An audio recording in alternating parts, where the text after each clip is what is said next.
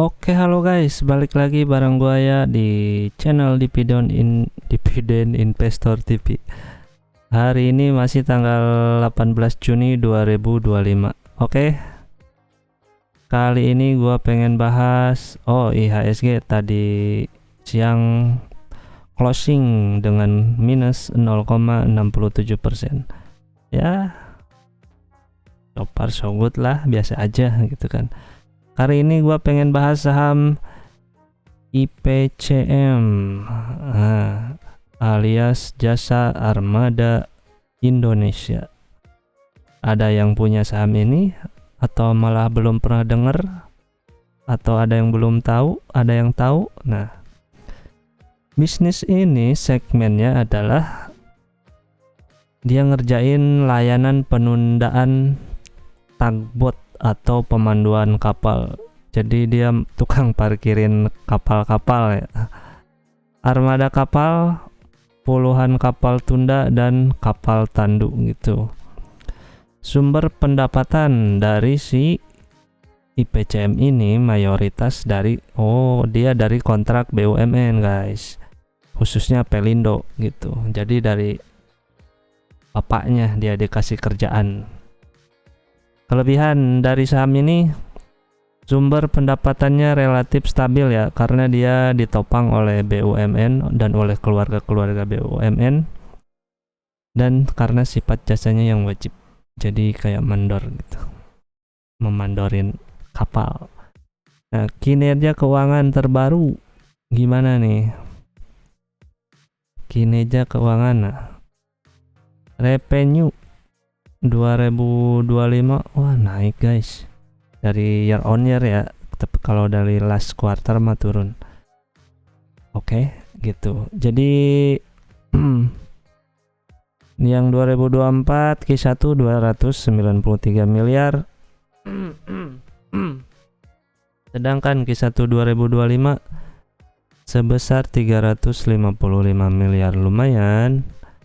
Margin bersihnya cukup tinggi, dia sebesar 12% ya. Kalau si IPCC kan tadi 25%, IPCM separohnya 12% net income-nya. Oke, terus apa lagi? PER-nya di angka 8,9 ya, masih di bawah 10, oke lah. Dan PBP-nya 1,18.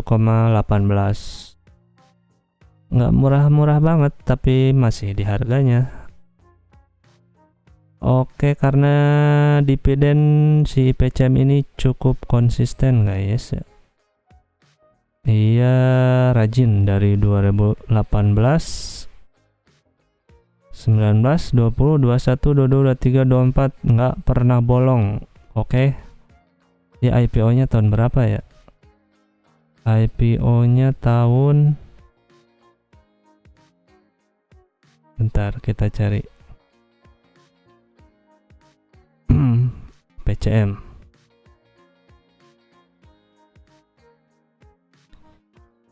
IPO.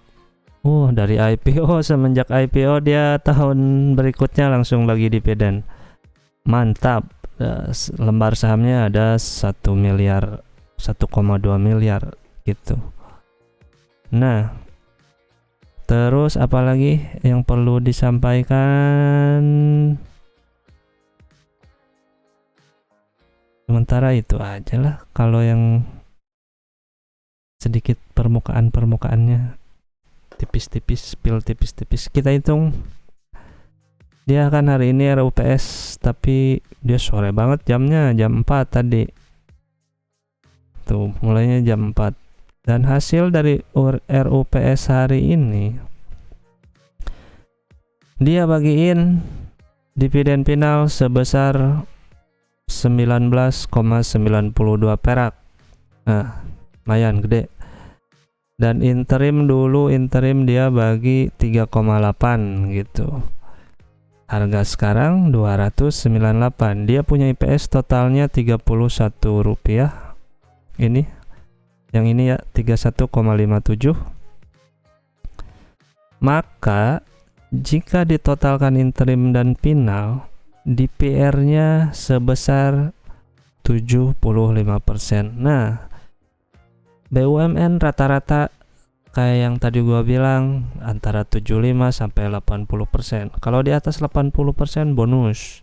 Kalau di bawah 75 ya perusahaannya lagi ngehe aja ya. Jadi harap dimaklum, itu cuma kadang-kadang.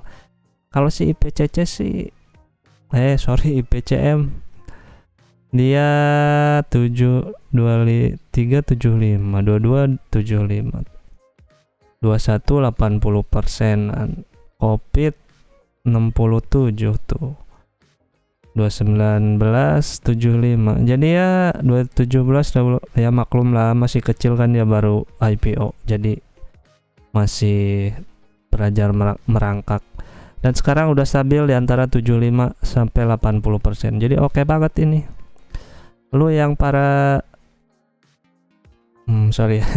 buat yang gajinya gaji UMR cocok nih. Kalau lu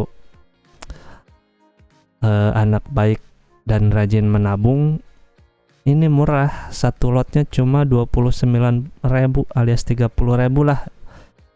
30.000 lu daripada dibeliin apa ibaratnya rokok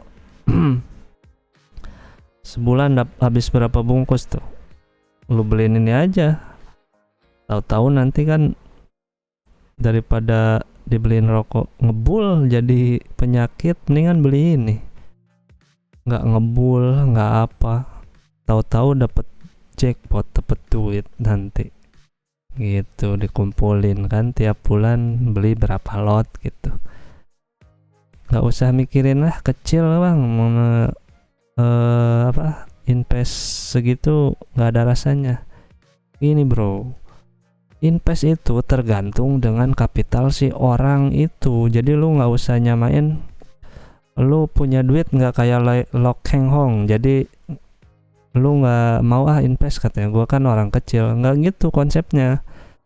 Jadi lu harus terima berapapun duit yang lu punya, kapital yang lu punya, lu tetap harus invest karena kan rezeki orang kan berbeda-beda. Jadi lu invest sesuai dengan kemampuan gitu. Kalau lu mampunya cuma segitu ya nggak masalah kan, lu harus bekerja keras lagi biar semakin meningkat gitu, semakin gede income lu gitu.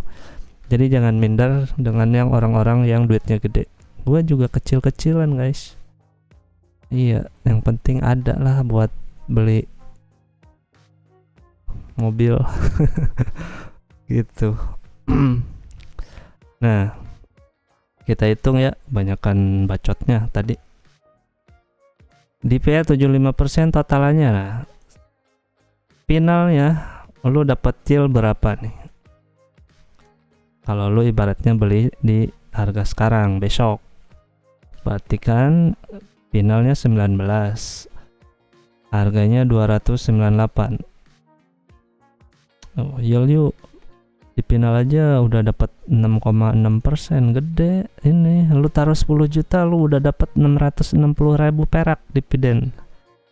Ntar dia akhir tahun juga bagi lagi tuh, dapat lagi. Ntar dividennya tuh lu beliin lagi ke sahamnya dia, terus nanti Juni depan bagi lagi kan, nambah lagi gitu kan.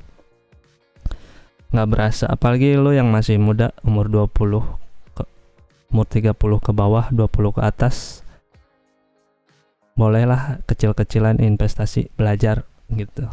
Kalau udah duit banyak, lu kan nanti makin berani hajar investnya, udah nggak kagok lagi. Jadi belajar dari yang kecil-kecil gitu. Nah, kalau total yieldnya berapa? Ini interim sama finalnya berapa totalnya? 23. Berarti total dividen setahun 8%. Gede ini. Jangan lo anggap kecil, lo nggak ngapa-ngapain dapat 8% dari duit yang lo tanam. Di mana lagi gitu. IPCM, IDX, IPCM. Harganya stabil nggak? Cukup stabil harganya. Gini-gini aja dari IPO dia turun tuh. Covid malah lebih turun lagi 95 perak. Sekarang gini aja, datar. Nanti tahu-tahu ada sentimen positif yang bagus, bisa twing jadi kayak gunung. Itu bonus. Kalau yang itu lu nggak usah ngarepin itu. Tapi kalau lu udah punya dari awal dari sini, ya lu yang cuan kan gitu. Jadi nggak usah nyari-nyari saham beggar yang nggak karuan. Ntar lu dikarungin sama hantu gitu. Jadi cari yang pasti-pasti aja, oke? Nah, sekarang kita proyeksikan untuk dividen tahun depan ya. Nggak jauh-jauh, EPS-nya kurang lebih sama. Annualize-nya sebesar 33,48. 33,48. EPS 2025. DPR kita samain aja 75%. Sini tulisnya. Ya, 75%. Jadi yang bakal dia bagiin sebesar, gampang banget kan ngitungnya, cuma gini-gini doang, nggak perlu pusing. Kalau mau lebih pusing lagi ya baca laporan keuangannya dikit-dikit itu biar lebih paham. Kalau ini kan cuma dasar-dasarnya aja. Nah, anggap aja harganya sama ya di 298. Lu beli di harga ini. Lu bakalan dapat dividen berapa persen tahun depan? Ini final dan interim ya, kita satuin aja. 8,5%, naik 0,5%. Mantap ini. Gua sangat menyarankan untuk lo yang masih muda-muda, berinvestasilah sedini mungkin ya. Tapi ingat, pakai uang dingin. Ibaratnya pakai sisa uang jajan kalau belum punya kerjaan masih minta orang tua. Daripada dibuang-buangin nggak karuan, dipakai buat beli apa gitu. Kalau yang udah kerja, minimal ya harus bisa lah nyisihin, jangan habis semua ya. Jangan habis semua sama kebutuhan, minimal bisa nabung gitu.